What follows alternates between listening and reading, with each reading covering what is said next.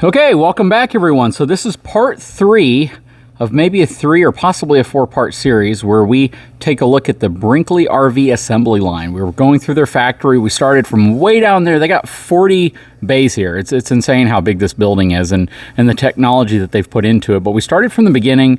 We talked about where the frames came in, and we talked about the things that are going on with them. We also talked about the folks who would actually watch these types of videos. You know, for a lot of folks who want to just see RV reviews, this may not matter to you. But if you're shopping for a Brinkley, this is going to matter to you. This is important stuff because this is talking about the RV you're considering buying, and these aren't cheap. I mean, RVs in general aren't cheap. There hasn't been a cheap RV for like 4 years.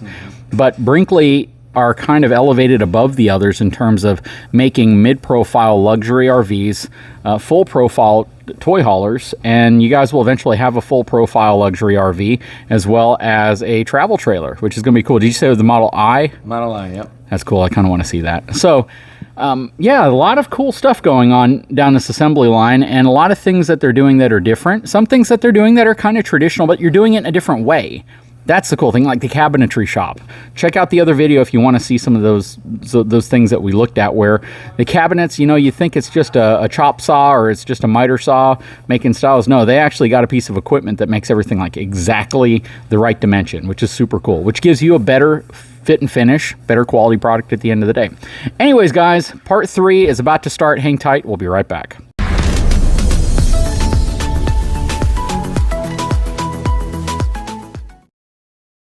All right, so I got Nick and Mike with me again, operations and sales.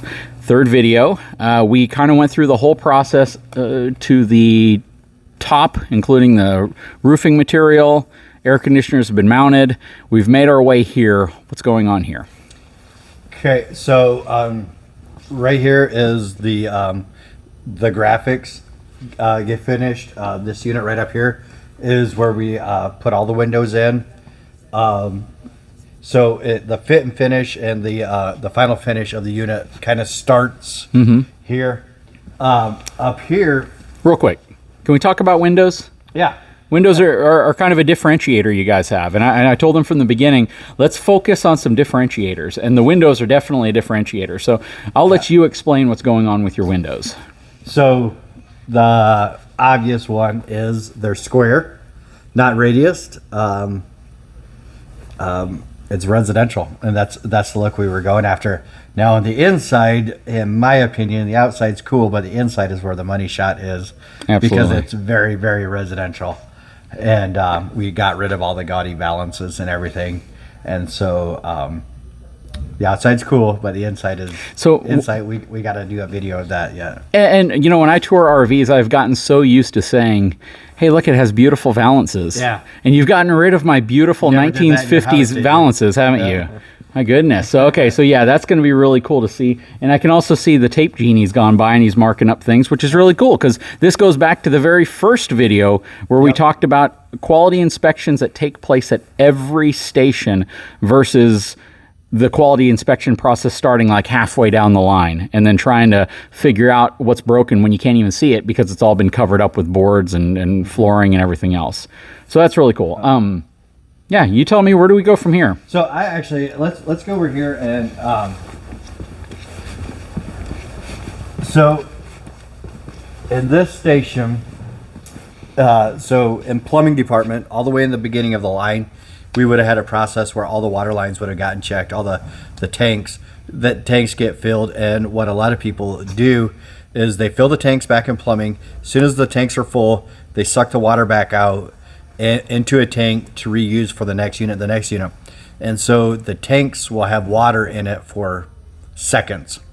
And what we actually do is we fill them in plumbing, so in the beginning of the line, and we don't drain them until it gets to this station. Oh, that is cool. And so then, and we'll talk about it more when we get over to the PDI process, we re-PDI it. So it's online PDI, offline PDI.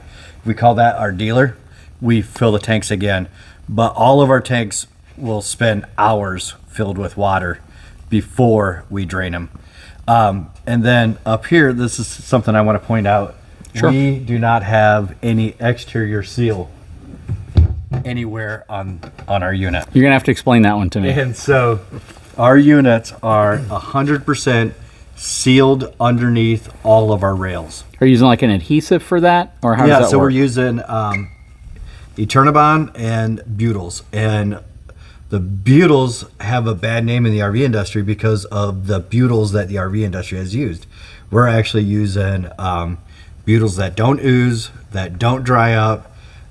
It's expensive. Our seal package, we're dumping a lot of resources into it, but all of our units are 100% sealed underneath instead of capsule and everything. So if most people, or everybody, they cap seal their RVs, the seal dries up, it cracks, water gets in the crack, and it gets into your RV. But the way we're doing it, it's sealed on the inside. So if water gets in here, it can exit right here, and it'll never go inside. It's like a compression seal at that point to Yes. where, yeah. So that's kind of cool. So the other cool thing about it as well, which is totally different, and probably you didn't think about this, is when these things sit in the hot Florida sun or the hot Texas sun or Arizona sun, that material that they put here becomes tacky. Yep. And when it gets tacky, it gets dirty when dust blows into it, and every dead gnat and bug sticks to it, and it looks nasty. It just you can always tell a couple of years later where they whatever they used to push it in place, whether it was their finger or the caulking gun, where they put it along here, and it's all tacky and dirty and brown because it's collected all the dust and dirt and bugs over that period of time. And then, so people, the question we get a lot is, how can you be so confident about your seal process? So every unit gets a seal test. We seal test the whole unit. So what we do is we pressure test the units. We fill the units up with pressure, with air pressure, and then we come out and everything gets sprayed off with soap water. Yeah, for air bubbles. So if it has a bubble, you know you have a leak. Well, that means your door seals have to even be insanely good. Yes. That's crazy. And so, and then every month, sometimes a couple times a month, our head of quality will take a unit to a rain bay and test it again. And so far, we've passed them all. Well, that's so cool. Yeah. Well, one thing I want to bring up is this. I like that you have that there. There are so many manufacturers who have taken a stance against putting that there. And if you're wondering what that is, for people who don't know, that's an expansion joint. It basically gives the ability for the slide out where it connects into the RV and this specific section to have some flexibility if it needs it. Otherwise, your sidewall is carrying that load. And almost every brand who has tried to get rid of that regrets it later when the unit comes back in because the big hairline crack forms right there. Yeah. So I'm all about kind of like what the gentleman that I first met told me. You have eliminated so many of the initial warranty claim problems, and nobody wants a warranty claim associated with a sidewall failure. Yeah. So that's cool that you did that. It's not the prettiest thing, but what you will find out is RVs that have this don't typically experience cracking sidewalls right here. That's correct. That's one of those things where we didn't want to put it in, but it's the right thing to do. And one of our core values is we do what's right. And so it's not the prettiest thing, but it's But I like how you integrate it with the graphics going down as well, so that kind of conceals it a little bit. But it's kind of needed. It's one of those things that it is. It's needed. And so, you know, nobody who has eliminated that completely, I think, has been able to do it without customers coming in with some type of cracking issue later. So, and JD, I think you hit a good point earlier when you said, warranty issues in the industry. When we started this company, the main goal was to try and eliminate as many of the bigger warranty issues. So we sat down and figured out what were they, and that takes a lot of research and time behind a computer to figure out what the warranty issues were throughout the nation. So, talking about stress crack, having DLAM, leaks. So we went to all copper fittings instead of having PVC fittings. We started doing all those little research. It costs a little bit more money, maybe a little more energy here at the plant. But the thing is, we're willing to put more money in the front end and not have it on the back end because the customer doesn't want to take it to the dealership to get fixed. So we thought we'd add those things at the front end to try and eliminate the warranty issues to keep the customer happy. you know, my saying is that nobody wants to have to use world-class customer support. Yeah. You know what I mean? Nobody. It's great that you can provide it and you can say we will back this unit up if you have a problem, but nobody wants to have a problem.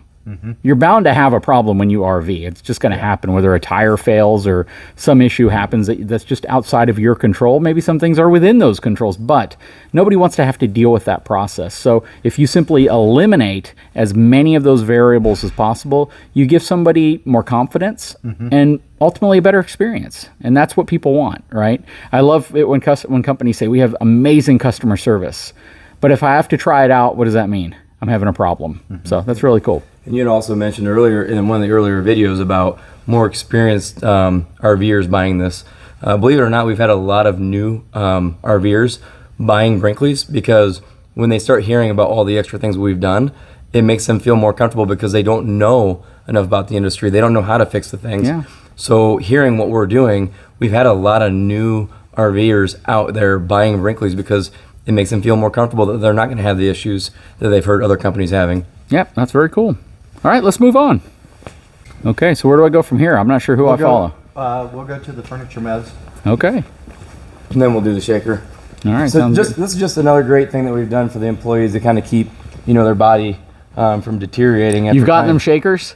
No, You know, we the didn't get old-fashioned shakers. shaker with the belt? Well, what we did is we built this up to where the employees don't have to carry furniture up and down the steps over and over and over. So what I we've see done what is you're we doing load them here. from the dock base here, and they carry them straight into the unit. So no longer do they have to worry about picking things up, going up flights of stairs, coming back down flights of stairs. It's just a wear and tear on the body. So this is something they came up with to help the employees to save a little bit of energy and keep their quality at the top of the line. Yeah, you literally built a dock.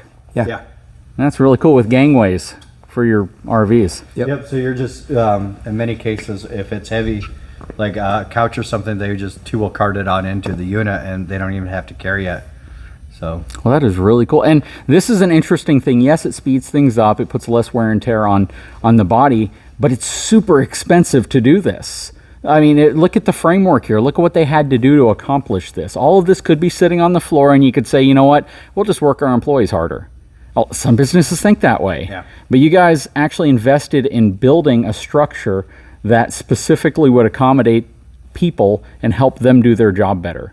So that's awesome. That's a really, really cool mentality and a cool way of thinking about things. All right, are we going to the shaker? You want to? I kind of do. Okay. We can go to the shaker. All right, let's do it. Let's go. Okay, so this is called the shaker, basically the shaking platform. Now, you may look at this at first and you're going to be like, is it going to be like on Jurassic Park when the dinosaur takes a step and you see a little curl of water? So he just turned this on for me briefly. And it's kind of scary, to be honest with you. You're kind of looking at it going, something's going to fail. This is pretty cool. This probably emulates more road driving than I've ever seen. And he's about to show it. So he's tampering with this thing over here. But before you turn it on, I'm going to go get closer to this thing because this is crazy. Okay. When I say now, go ahead and power this thing on. Check this out.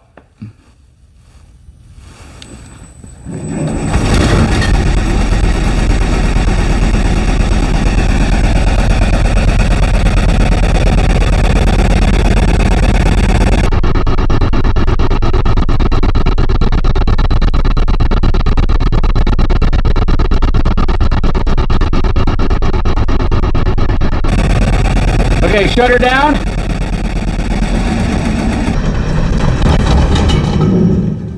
The process of shutting it down and starting it up seemed like torrentially more severe than it actually running, because this thing violently just starts shaking. And do you do this to every single unit? Every single unit gets hit, and I've actually stood on the inside. I wouldn't recommend it, but I want to stand on the inside. You think it shakes the outside? You should see the inside and actually feel what the unit goes through, and Yeah. it helps us be confident that we're sending the right unit out the door. So we talked about some things in earlier videos, such as screw retention, and that's a screw going into something and staying in there, not vibrating itself out. You talk about sealing a unit, right? Water sealing. I saw everything shaking on this unit. Yeah. Everything. The slide wall was like shaking. Everything is shaking on this unit. This is kind of one of those things that you kind of just want to turn on high and then leave for the day and then come back the next day just to see what's left. But that was pretty violent. Yeah. That was pretty dang violent. And every unit goes through that process, which is super, super cool. What was kind of special for me is I focused so much on running gear, and it was cool to see the road armor suspension, the Lippert road armor suspension in there kind of working, because you got an opportunity to actually see the thing work, which was super cool. And it was a lot of vibration, a lot of stuff going on. So that was actually really impressive. And every unit's going to go through that. Yep. That is super cool. I kind of want one of these. I don't know what for, but I do. Anyways, yeah, that is awesome. Okay, where do we go from here? PDI? Yep. Let's go to a PDI, pre-delivery inspection. Now, there are arguably 3 PDIs that take place before a consumer buys a unit. I don't know how many take place at a factory, but one of those is the factory PDI. It's basically them inspecting a unit before it gets taken out to a holding yard and then ends up at a dealership. Then the dealership should do an initial PDI when they get the unit in. Basically, they walk through it to see if anything broke, fell down, or got damaged en route from the manufacturer. Yep. And then the third PDI is when you go to buy the unit. It's you checking off the boxes, trying to figure out what you like about it, what you don't like about it, and what they may have missed. So 3 PDIs generally will ensure that by the time you buy your unit, they will have fixed or addressed most issues. But this PDI that takes place at the factory is arguably the most important, because they have an opportunity to address things before it ever leaves. That's the key. They fix the problem before it becomes a problem. And you guys have no idea how hotshot drivers drive. You have no idea how the towing or the transportation company, the route that they take, what roads they go over, what inclement weather, how many squirrels they avoid and swerve off the road, and how many logs they hit. You just don't know. And a big point that I've made before is, right now, what do you think the temperature is outside?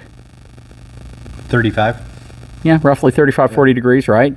It's been raining, so it's probably 100% humidity outside. I'm in Texas. Guess what the temperature and the weather was like when I left there? It was 85 degrees and sunny. It was the most beautiful day you've ever seen. It was hot. This unit leaving here is cold. When it gets to Texas, it's going to rapidly heat up. And that rapid heating is going to change how wood behaves. Wood is going to flex, expand, contract. Things can happen that these have to go through those PDI processes. It has to go through one here. It has to go through one when it gets to a dealership, because that's the only way things like how wood expands, contracts, and shifts, all of that stuff that happens along the road to the dealership. And then when it's sitting in a dealership yard, where today it's in 35-degree weather outside, tomorrow it could be 105 degrees outside. Things change. So this is so important for them to do here, but it's equally as important for it to take place at a dealership and when you buy the unit. You need to go through it and inspect it. So anyways, this unit is going through PDI or has been through PDI? Nope, it's actually in the first station of PDI. Okay. So we, in each group, the unit will get its own PDI. And then up in final, we 100% PDI the unit. Again, all the electric, all the plumbing, everything gets PDI'd. Then it goes, finishes the final finish stage, and then the shaker, we call it the end of our production line. And then this is what we would call the offline PDI.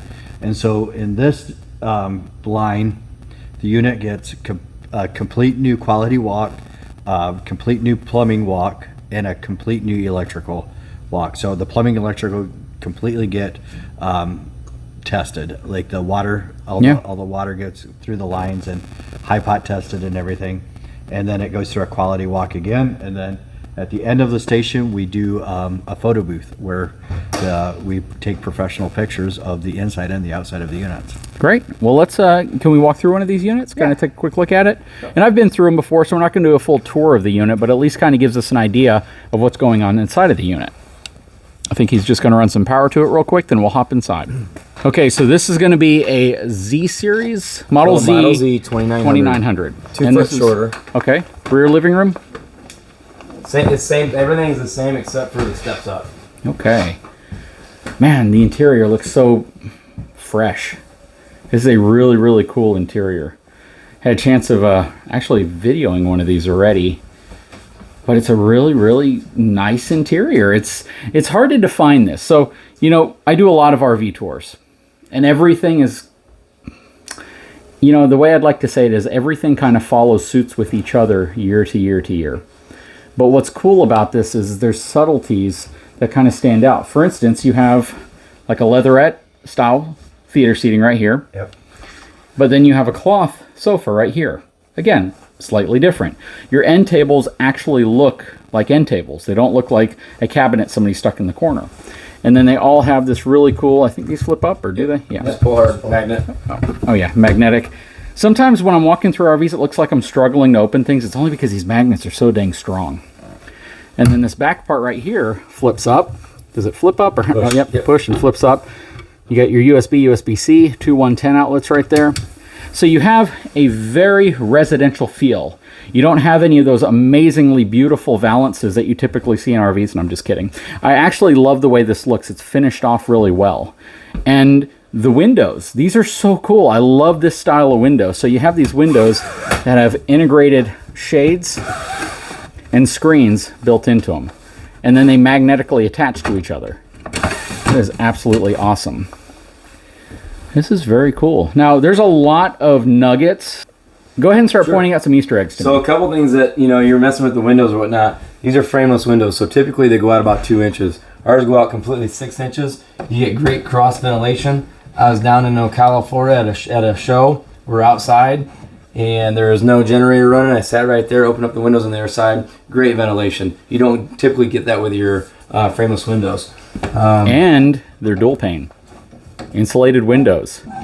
People sometimes don't understand the value of that. There's not a ton of R value per se. But boy, if you're talking about a window that stays significantly cooler when it's hot outside, you can feel it. If you put your hand, when it's 100 degrees outside and you take a single pane window, put your hand against it, you will burn your hand. These windows, dual pane windows, it might be slightly warm to the touch. And that radiant heat that would typically come in warms an RV like a heater. So these will really, really help keep it cooler. All right, what other nuggets do you have for us? All right. So what I like to talk about is, notice they call this trim up there typically, right? It's not trim. It's just a little piece of wood to hide, your gaps in your from your roof to your sidewall. Mm-hmm. We have a very small variance, so you can have a nice clean look. There's no there's no staples or putty marks on this. It's nice and clean. We talked about the saw, right? Notice if we had a human being using that saw and every measurement was wrong, look how clean and close all of our cuts are. Nice and tight. That's why we're using that saw, so you have all those clean cuts. So it's a nice clean look. Very nice. We got dovetail drawers, so they have nice high sidewalls there. You got your spice rack here. Yep. So this unit doesn't have that really cool pull down. Correct. Unit. Okay. That is on the G. That's on the G. Yep. That is so cool though. I loved when I saw that. One really cool nugget I like to point out is your typical 96-inch wide body does not have true flush floors. You notice, a lot of people don't even know this is a slide out when they're newer RVers. They come in and ask, well, how do you drive with it out like this? You can't even tell that it truly is flush. No, that is awesome. All the way across. All the way across, both sides. And because it is flush like that, you eliminate imprinting. All right, so you don't have to deal with the floor imprinting to whatever's beneath it. Televator. Your televator here. All this self-closing doors. All real hard maple wood. You got your dual trash can. Your pull out. Oh, that's cool. Oh, that is so innovative. I love this. So simple yet innovative. When I say, I talk to manufacturers about things that are groundbreaking. This is groundbreaking because you're the first one to address it. That's why it's groundbreaking. It's not anybody that camps and pulls up knows where do you put the paper towels. paper towels. Yeah, and sometimes they'll give you a cheap plastic one underneath there, and they give you these ugly things. But everyone wants something like this, and then when you go to camp, you're like, let me put it in the sink so it doesn't roll around. That is just, it's been needed, and you guys addressed it in such a elegant way. That is awesome. I like to talk about the island as well. We talk about, you go into most units, you can grab an island and you can kind of roll it, and it's made out of wood, so what does wood do? It's going to flex. Mm-hmm. We have a steel island base that's 6-inch lags down into your chassis. You grab a hold of this thing, it is not moving. Yeah. The whole RV is moving. Exactly. Exactly. No, that is so nice. We're pet friendly, so we've got our doggy dish here. It slides out, comes out. These are actually you can take them out, they pop out. You can use them outside if you want. They just need to be folded back in and take it back in. Super cool. And I just really like what you guys have done. I like how you put the little little spongies there, so whenever it opens and hits the fridge, it doesn't damage it. That's nice. Check that out. Even the shelves, and it's all adjustable. All adjustable, That is so real cool. wood shelves. Put a lip here so things don't fall out. Nobody appreciates adjustable shelves until they have an RV that does not have adjustable shelves. That is so cool. And perfect spot for a coffee maker. Well, this is really cool, gentlemen. I don't think we need to tour the whole thing, but you kind of get the idea. You guys have put so much thought into this, and a lot of this stuff is groundbreaking. It's really cool to see. Anything else before we wrap the video up? Yep, I'm good. You're good? Yeah. Very good. Well, I really appreciate you guys giving me a quick tour of your facility. We got 3 videos on this now, right? So the first one's going to give you kind of that entry as the frame comes in. The second one's going to pretty much go through the walls and the roof material. The third one's going to be final touches as well as windows and the interior. And it all comes together to give you a pretty groundbreakingly different brand. And that's cool. And that's what the folks over here at Brinkley RV are doing. Guys, I really appreciate it. Thank you so much for your time. Of course. Thank you for spending time with us. Yep. And if y'all haven't a chance, please take a moment, subscribe to my channel, give me a thumbs up, and we will talk to you again very soon.